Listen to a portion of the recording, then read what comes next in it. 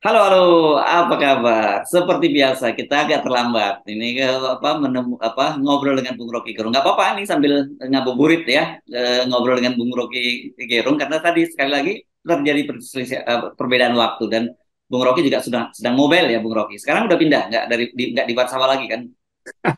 Udah pindah ke Austria, ke Wina. Oh, ke Wina. Oke, ini kembali ke peradaban lah kalau dari Warsawa ke ke Wina ya. Asik. Seru. Oke, mari kita ini sekedar semacam permakluman. Meskipun mungkin sekedar permintaan maaf juga mengapa terlambat mengupdate ya, Bung Rocky. Tapi tetap saja isunya tetap aktual kalau bersama Bung Rocky Gerung. Bung Rocky, ini ya kelihatannya soal residu dari penolakan Piala Dunia, pembatalan Piala Dunia oleh FIFA itu masih akan berlanjut dan yang banyak sekali dikhawatirkan oleh para penggemar sepak bola di Indonesia dan juga tentu ada pemerintah adalah sanksi lanjutan. Kalau sampai kemudian Indonesia itu disanksi tidak boleh ikut dalam semua level kompetisi di dunia, wah itu kiamat. Perusahaan-perusahaan ini banyak sekali klub-klub sepak bola bakal tutup itu. Oh, Bung Rocky.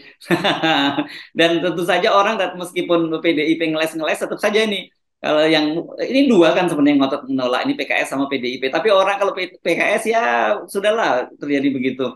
Apa iya masa PKS berkoalisi dengan PDIP menolak Israel gitu ya.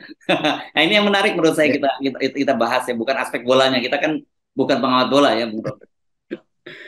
ya, kalau seandainya FIFA tahu latar belakang persaingan ini, FIFA kaget-kaget tuh kan. Oke. Kan yang kita coba baca adalah penalti dari FIFA itu. Tetapi di belakang penalti itu atau potensi penalti itu yaitu ya ya berantakannya lah seluruh persiapan Indonesia untuk tampil di dalam event-event internasional. Yang lebih penting adalah permainan bola antara Megawati dan Jokowi yang yang menghasilkan kekacauan semacam ini. Jadi terlihat betul bahwa apapun aspek yang memungkinkan PDIP menjewer kembali Jokowi akan dilakukan tanpa dia mesti pikir panjang tuh akibatnya bagi persepak bolaan Indonesia tuh. Tentu Ya Pak ini Jokowi kayak orang main petasan tapi tiba-tiba kebakaran di mana-mana nih Bung Roy kan kesan kayaknya gitu ya. ya itu yang terjadi sebetulnya tuh. Dan tentu ya publik antara paham dan nggak paham bahwa petasan itu sebetulnya dinyalakan oleh PDIP untuk gertak Jokowi kan sebetulnya begitu tuh akibatnya. Tapi Pak Jokowi juga merasa ya udah kita gertak balik aja kan dan disalahin PDIP itu. Tapi secara nasional kita dirugikan karena reputasi kita di dalam persepak bola dunia juga jatuh. Akibatnya FIFA secara sangat diplomatis mengucapkan lagi soal Malang, soal apa namanya Juruhan. Kanjuruhan itu Lagi kan. di Juruhan ya. Mm. Lalu tiba-tiba semua orang ingin seolah-olah menyesalkan minta maaf. Ya Ganjar minta maaf atau menyesalkan nggak jadi itu. Demikian juga Hasto segala macam. Tapi Kok ini udah terjadi semacam kekacauan dan itu ya. yang menunjukkan bahwa kalau bermain-main petasan itu mesti hitung itu main petasannya di mana. Mhm. Jadi kelihatannya nih persaingan antara Megawati dan Jokowi itu yang menyebabkan FIFA bingung apa sebetulnya masalahnya. Kan kita nggak mungkin undang Mhm. FIFA untuk webinar buat terangin bahwa ini sebetulnya di belakangnya ada dua kingmaker Nah, yang masih bersaing terus. nah. Nah, kelihatannya itu yang terjadi dan itu efeknya panjang. Jadi kita sebutin aja bahwa sebetulnya basis dari persaingan itu adalah politik dalam negeri, bukan politik internasional tuh. Jadi Mhm. kalau disebut politik Israel dan Palestina itu kita udah tahu sama-sama. Mhm. Tetapi masalah FIFA dan batalnya U20 ini disebabkan oleh persaingan dua politisi, yaitu Megawati dan Jokowi. Gampangnya begitu kalau kita mau simpulkan akhirnya. Ya, ya, ya. Ya, oh, sedikit ya. Ini bukan aspek bolanya, tapi kita aspek dampaknya ya. Saya membaca itu banyak sekali akhirnya. Bayangkan banyak juga pemain-pemain asing yang dikontrak oleh klub Indonesia. Ada juga pemain-pemain Indonesia yang sedang sedang mulai menanjak karirnya gitu. Dan mereka semua menutup mimpinya. Saya membaca banyak. Kemudian beberapa yang cukup menonjol, mereka bersiap-siap untuk mencari klub di luar negeri. Dan ini tentu saja kan tidak tidak mudah begitu ya. Ini memang benar-benar kebakarannya di mana-mana ini dan dampaknya sangat serius dan wajar kalau kemudian orang juga banyak yang marah dan mungkin PDIP nggak menyangka kalau dampaknya sampai sebesar ini gitu. Dan Jokowi nggak menyangka bahwa FIFA itu akan ambil tindakan drastis sebetulnya kan. Jadi sekali lagi ini hal yang konyol itu. Ini bola itu adalah bisnis dunia. Bola itu adalah parameter tentang keolahragaan nasional tuh. Dan semua yang berhubungan dengan persepak bolaan itu artinya di dalamnya segala macam ukuran bisnis, apa namanya, judi segala macam tuh. Jadi kekacauan di dalam aspek kemarin itu hanya karena soal Israel itu menyebabkan berantakan semua perencanaan sponsorship, perencanaan rekrutmen, perencanaan tukar tambah pemain. Jadi bola ini industri dunia itu soalnya. Industri dunia itu dikacaukan oleh persaingan politik dua tokoh, yaitu Megawati dan Jokowi itu. Lalu hancurlah semua harapan. Jadi sekali lagi, karena ini justru menyangkut masa depan generasi yang lagi berupaya untuk membangun stamina dan niat untuk jadi pesepak bola dan merasa bahwa Indonesia satu waktu bisa masuk di dalam putaran kompetisi-kompetisi global, hilang harapan itu kan. Jadi ini yang mungkin kita sebut mitigasinya nggak dipikirin. Kalau orang mau bertanding secara politik ya diatur dong sampai di mana permainan politik itu akan membatalkan perencanaan olahraga nasional kan, itu konyolnya di situ. Jadi kita balik lagi pada baseline, yaitu 2024 itu adalah pesta pemilu yang di dalamnya Bromo Cora, malaikat, iblis ada di situ. Jadi kalau kita mau pakai itu sebagai konteks, maka hati-hati karena masih banyak akibatnya dan peristiwa lainnya akan kejebak di dalam persaingan politik dari elit-elit Indonesia. Ini kelihatannya bagi Pak Jokowi dalam banget ya dampaknya ya, Bung Rocky ya. Di akhir masa jabatannya ada event besar, meskipun namanya U20, tetap saja ini Piala Dunia ini kan jadi akan Dunia. iya ya, tetap akan jadi selain tentu saja dampak ekonominya dan lain-lain, tetap saja itu bagi Pak Jokowi itu catatan legasinya Pak Jokowi nantinya begitu. Dan tiba-tiba semua berantakan gitu. Apakah kita bisa menyimpulkan bahwa sekarang ini betul-betul hubungan keduanya itu sudah jadi patah arang gitu ya, Bung Rocky? Ya ini Jokowi pasti marah betul, marah besar kan dia gagal lagi untuk nambah reputasi beliau. Jadi kalau kita lihat Pak Jokowi apa yang bisa dia jadikan legacy, segala macam investasi buruk, olahraga buruk segala macam tuh. Ya siapa yang mesti di blame on, ke siapa semua ini mesti disalahkan? Ya pasti ke Megawati kan. Kan ini kan cuma problem awal Megawati atau PDIP itu nggak menginginkan. Padahal Jokowi udah kasih sinyal ya udah ini penting buat bangsa segala macam tuh. Jadi terlihat bahwa saya nggak tahu nih sanksinya apa yang akan diberikan oleh Pak Jokowi pada PDIP itu. Dan sanksi yang paling bagus sebetulnya ya udah pastikan aja bahwa Pak Jokowi beroposisi pada PDIP itu lebih sehat. Jadi orang orang akan tahu bahwa oke Pak Jokowi sebetulnya bukan yang harus diserahkan. Tetapi juga kalkulasi Pak Jokowi jadi kurang berguna karena kita tahu grip Pak Jokowi terhadap kekuatan politik Indonesia udah hilang tuh.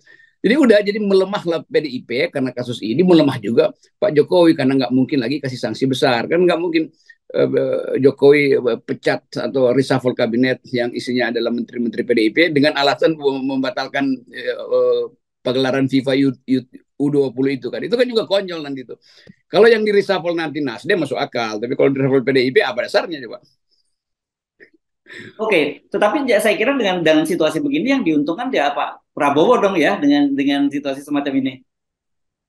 Ya pasti ya Prabowo melenggang-lenggang aja tuh dan menganggap bahwa ya itu karena itu poin-poin yang berhubungan dengan politik udah ditutupi dulu buat sementara tuh. Jadi Prabowo ada dalam suasana euforia karena setiap kali pelemahan terjadi di kalangan rezim, Prabowo merasa dia nggak ada di situ, dia bukan bagian dari kekacauan itu tuh. Dan ya udah kita ucapin selamat aja Prabowo naik lagi elektabilitasnya. Ya, oke. Tapi saya bayangkan kan sebenarnya paling ideal itu buat mereka itu tentu Pak Prabowo berpasangan dengan Puan gitu ya. Saya tidak bisa membayangkan kalau tidak dengan Pak Prabowo, Puan berpasangan dengan siapa gitu. Itu katakanlah gitu. Artinya misalnya orang bilang, oh dengan Pak Mahfud. Ya tapi kalau Pak Mahfud jadi wakilnya, Puan yang jadi presidennya ya berat juga naiknya kan gitu. Tapi apakah mau kan gitu. Jadi menurut saya sebenarnya situasi sekarang ini oke, Pak Jokowi memang betul-betul dia salah satu mimpinya dihancurkan oleh PDIP. Tetapi buat PDIP sendiri juga tidak mudah situasinya ketika tidak bersama dengan Pak Jokowi. Ya kelihatannya PDIP akhirnya tahu bahwa buat nebeng elektabilitas ke Prabowo aja lagi kan. Jadi dengan secara pragmatis justru Prabowo dengan diem aja dia udah dapat tambahan mau. So, dan pertanyaan kita akhirnya PDIP mau kemana? Kalau dimusin oleh Jokowi PDIP mau kemana coba?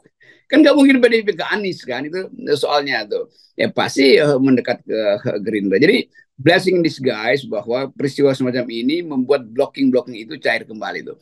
Dan pencairan itu yang membuat Pak Jokowi akhirnya satu waktu misalnya kalau akhirnya PDIP mendukung Prabowo dengan menyodorkan Puan sebagai wakil presiden atau apalah di belakang itu, kan Pak Jokowi juga terpaksa diam juga kan.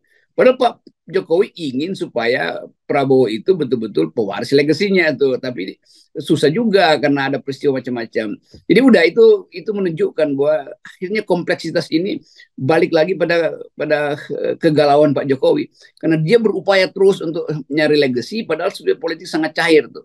Golkar juga mungkin pada akhirnya menganggap ya udah ke Prabowo aja tuh. Jadi hal-hal semacam ini yang kita sebut nggak ada di dalam dugaan para lembaga survei. Lembaga survei itu secara individual mensurvei orang, tapi dia nggak bisa survei perubahan variabel-variabel politik yang terjadi karena situasi-situasi mendadak. Karena situasi mendadak, tiba-tiba FIFA batalkan kedudukan di Indonesia, itu mempengaruhi realignment, negosiasi-negosiasi di kalangan partai politik tentang pencalonan presiden dan wakil presiden. Kelihatannya begini ya, kita kan melihat bahwa variabel-variabel politik itu dalam negeri itu kan itu bisa kita pahami gitu ya bahwa memang sekarang itu dari pembusukan di semua sektor. Tapi kan tiba-tiba ada faktor lain yang mungkin seorang juga tidak akan menduga gitu. Ada tiba-tiba faktor FIFA. Ini faktor FIFA ini menambah menambah buruk situasinya. Ini kan situasi Pak Jokowi dalam beberapa saat ini sangat buruk, tapi bertambah buruk lagi dengan situasi ini. Itu menguras psikologi beliau sebagai presiden kepala negara karena dia mesti atur ulang tuh ritme dia tuh. Padahal semakin Pak Jokowi mengatur ritmenya, semakin dia kehilangan kesempatan untuk manuver. Dan time is running out.